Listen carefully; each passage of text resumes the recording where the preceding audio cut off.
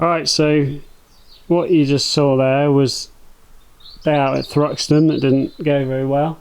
Decided to take the Escort because I'd just done a load of work to it. Put some new leaf springs on the back.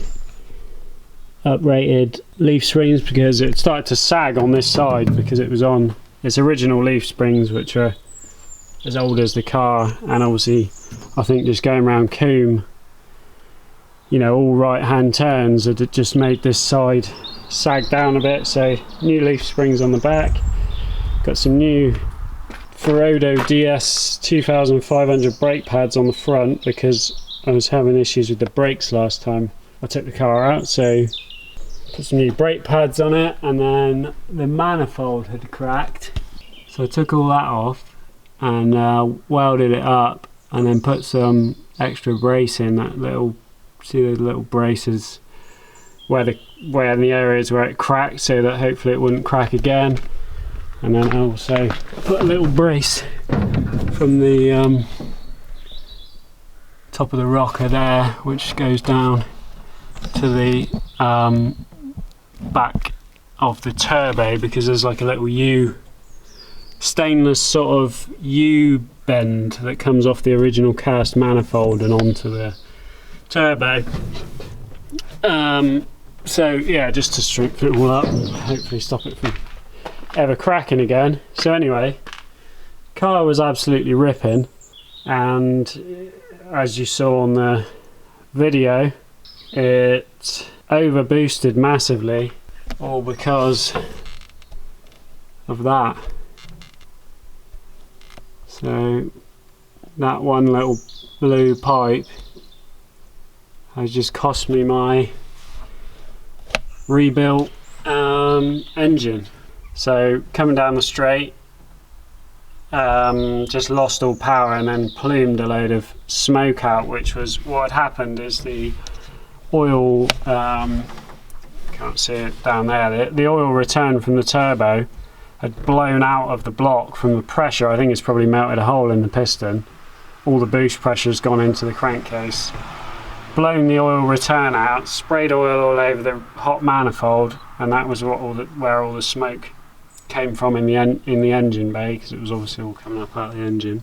And that's that, yeah. Game over.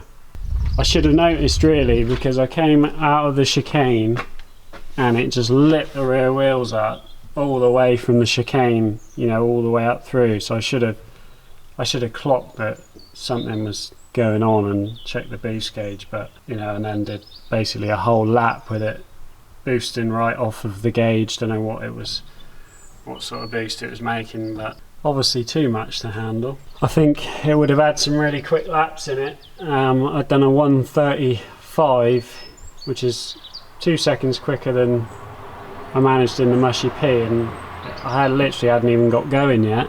So that's that. But anyway, got some other stuff to show you. Gonna get this Chevette hopefully fired up, and then show you something else I've bought. I've got the carbs all bolted on. Fuel system just kind of temporarily rigged up. Fuel pressure regulator.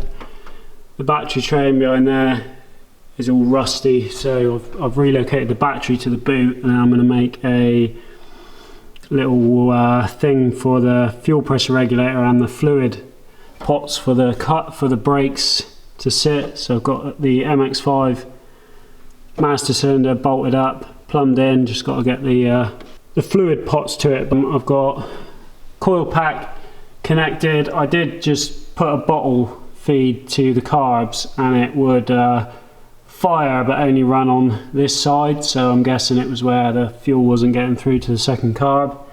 So I've put the now we've got a fuel pump connected, filter regulator, so hopefully it should go. Fire extinguisher at the ready.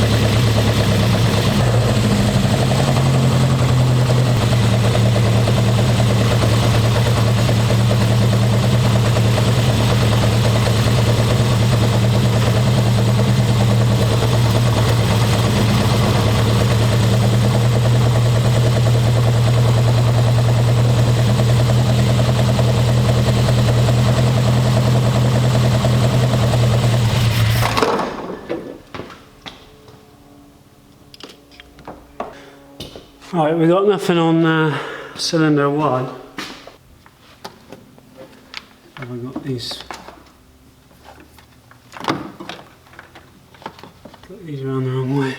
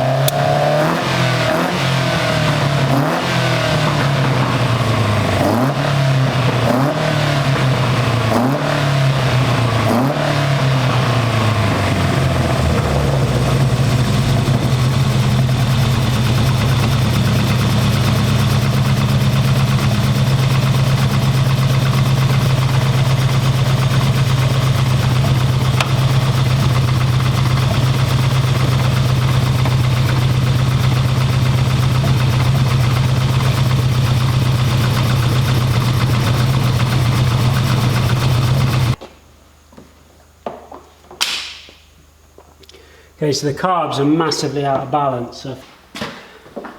Alright, so it runs, which is good.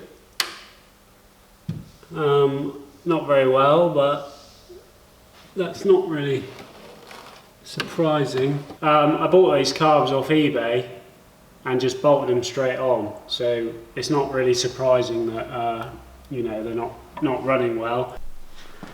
Alright, so I've just been having a bit of a mess around with the carbs, just see if I can get it to idle a bit better, which I couldn't with the idle mixture screw. Yeah, it was clearly running lean. You could hear it spitting back through the carbs and popping. So I've just been looking through what's in here. I was kind of hoping that they were going to be somewhere closely jetted to a Z-Tech, as it did all come with a Z-Tech manifold and everything, but after looking at in the carbs, they're way out. This was supposedly a comprehensive jetting kit, but it's actually just a load of old really. So anyway, I found this guide online, which I printed out, which gives you information on how to get a good starting point. None of what this recommends was in here or in the carbs, so I will have to order a load of jets, and so yeah, that's a bit of a shame, but at least it starts. So as you've seen in the title, I bought another car to build up as a race car to race in. The reason I don't want to race the Mongrel is it's not really eligible for much to actually race in. I haven't built that car to a set of regs to race it. It was more just built as a track car, and then if you add in the fact that every bit of the exterior of the car has been messed with or handmade, all the panels that I made, and you know, if I was to damage the car, which will happen, the repair time is going to be huge, because it's not like I can just buy another whole panel and put it on. Everything's been messed with on it, so it doesn't make it a very good option for quick repairs or easy repairs.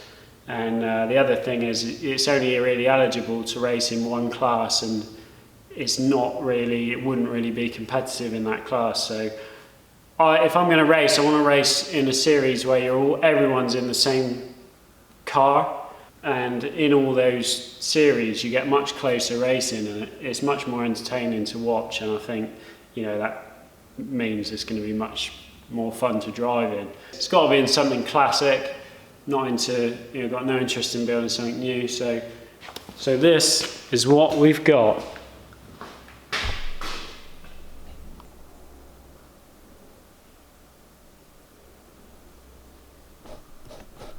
It's a Mini.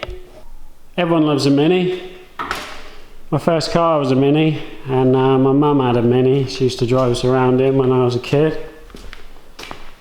So I've got good memories of Minis.